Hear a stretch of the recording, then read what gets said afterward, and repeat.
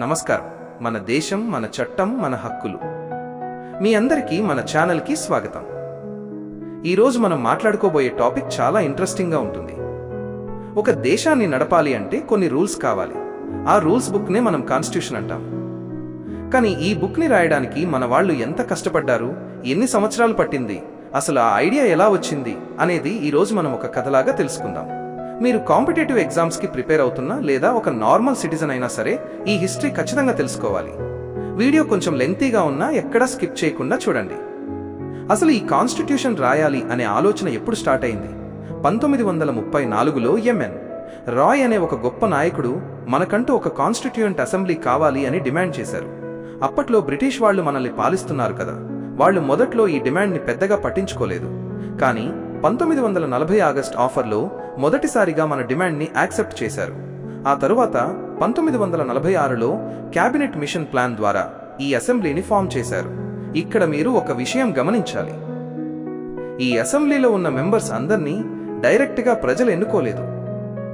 అప్పటికే ఉన్న ప్రొవిన్షియల్ అసెంబ్లీల నుంచి ఇండైరెక్ట్గా ఎన్నుకున్నారు. మొత్తం 389 మెంబర్స్ ఉండేవాళ్లు. ఇందులో బ్రిటిష్ ఇండియా నుంచి కొందరు, ప్రిన్స్లీ స్టేట్స్ నుంచి కొందరు వచ్చారు. కానీ పార్టీషన్ జరిగిన తర్వాత ఆ నంబర్ 299కి పడిపోయింది. ఇక అసలు పని ఎప్పుడు మొదలైంది అంటే 1946 డిసెంబర్ 9వ తేదీన. ఆ రోజు మొదటి మీటింగ్ జరిగింది. కానీ ఆ మీటింగ్కి ముస్లిం లీగ్ వాళ్ళు రాలేదు. వాళ్ళు పాకిస్తాన్ కావాలి అని డిమాండ్ చేస్తూ బాయ్కాట్ చేశారు. ఆ మొదటి మీటింగ్కి డాక్టర్ సచ్చిదానంద సిన్హా గారిని టెంపరరీ ప్రెసిడెంట్గా ఎన్నుకున్నారు. ఫ్రెంచ్ ప్రాక్టీస్ ప్రకారం ఆయన అందరిలో కల్లా సీనియర్ కాబట్టి ఆయన్ని సెలెక్ట్ చేశారు. మళ్ళీ 2 రోజుల తర్వాత అంటే డిసెంబర్ 11న డాక్టర్ రాజేంద్ర ప్రసాద్ గారిని పర్మనెంట్ ప్రెసిడెంట్గా ఎన్నుకున్నారు. అలాగే హెచ్సి ముఖర్జీ గారిని వైస్ ప్రెసిడెంట్గా సెలెక్ట్ చేశారు.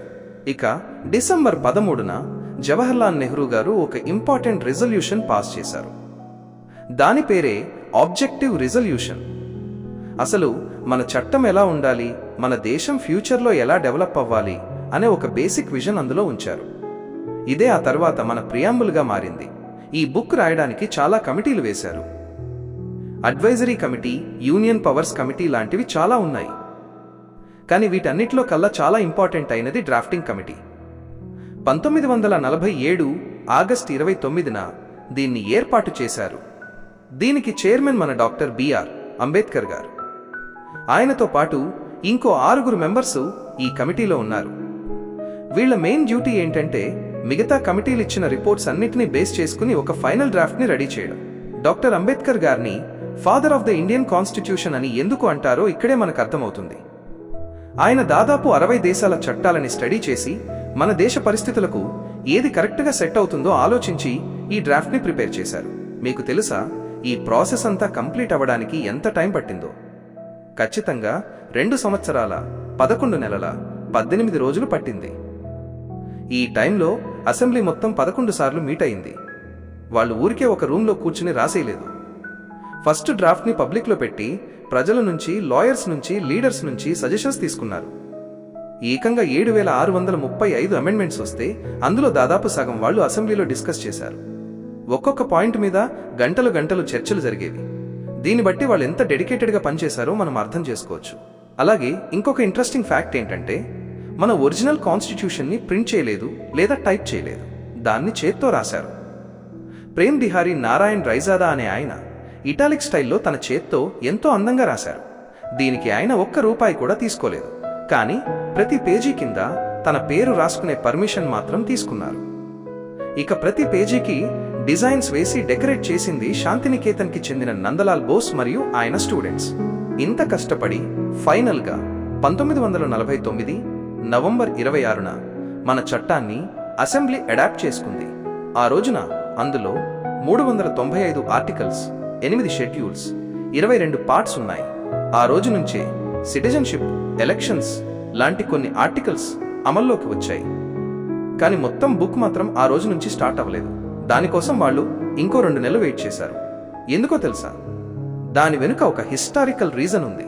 1930 జనవరి 26న ఇండియన్ నేషనల్ కాంగ్రెస్ పూర్ణ స్వరాజ్ని డిక్లేర్ చేసింది.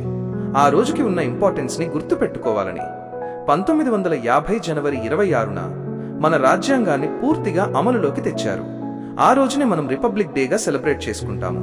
మన దేశం అప్పటి నుంచి ఒక సావరిన్ డెమోక్రటిక్ రిపబ్లిక్గా అవతరించింది. ఇదంతా వింటుంటే మీకు అనిపించొచ్చు, వేరే దేశాల నుంచి కాపీ కొట్టేశారు కదా అని. కానీ అది కరెక్ట్ కాదు. అంబేద్కర్ గారు చెప్పినట్టు వేరే దేశాలలో ఉన్న మంచి విషయాలను తీసుకుని మన దేశానికి తగ్గట్టుగా వాళ్ళు చాలా మార్పులు చేశారు. అందుకనే మనది ప్రపంచంలోనే అతిపెద్ద రిటర్న్ కాన్స్టిట్యూషన్ అయింది. ఈ వీడియో చూశాక మీకు అర్థమయ్యే ఉంటుంది ఈ ఒక్క బుక్ రాయడానికి ఆనాడు ఆ నాయకులు పెట్టిన ఎఫర్ట్, వాళ్ళ విజన్ చాలా గొప్పవి అని. వాళ్ళ మధ్య చాలా విభేదాలున్నా కూడా దేశం కోసం అందరూ ఒకే మాట మీద నిలబడ్డారు. నెక్స్ట్ వీడియోలో మనం ఫండమెంటల్ రైట్స్ గురించి చాలా డీటెయిల్గా మాట్లాడుకుందాం. మన హక్కులేంటి, ఎవరైనా వాటిని అడ్డుకుంటే మనం ఏం చేయాలి అనేది క్లియర్గా ఎక్స్ప్లెయిన్ చేస్తాను. ఈ వీడియో మీకు నచ్చితే లైక్ చేయండి, మీ ఫ్రెండ్స్తో షేర్ చేసుకోండి, కామెంట్స్లో మీ ఒపీనియన్ని నాకు చెప్పండి. ఎవరైనా కొత్తగా చూస్తుంటే ఛానల్ని సబ్స్క్రైబ్ చేసుకోవడం మర్చిపోకండి. మళ్ళీ నెక్స్ట్ ఎపిసోడ్లో కలుద్దాం.